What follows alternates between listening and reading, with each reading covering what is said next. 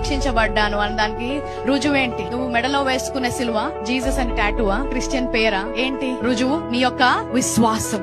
ఈ రోజు నువ్వు క్రైస్తవుడు అని ఎలా చెప్పగలుగుతున్నావు అంటే, నేను క్రీస్తులో విశ్వాసం ఉంచాను, అదే నా యొక్క రుజువు.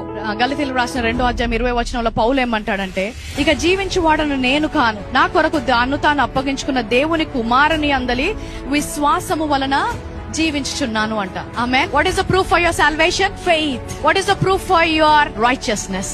ఈ రోజు నువ్వు నీతి మంతుడు అనడానికి రుజువు ఏంటి? నీతి క్రియలా? ఎలా పొందుకున్నాం నీతి? విశ్వాసము ద్వారా. ఆయన కృప ద్వారా పొందుకుంటున్నాం కాబట్టి మన రుజువు మన విశ్వాసం.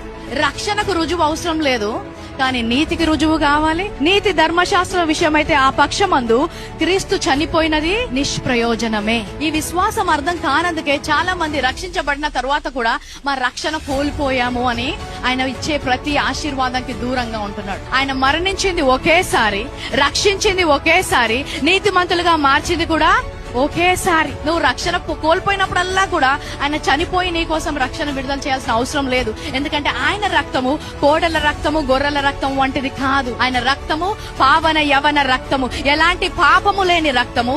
ఎంతమంది పాపంలో వచ్చినా, ఎంతమంది పాపులైనా కూడా ఒకేసారి వారిని పరిశుద్ధపరిచే రక్తం అంట. ఇలాంటి విశ్వాసం ఆయన కోరుకుంటున్నాడు.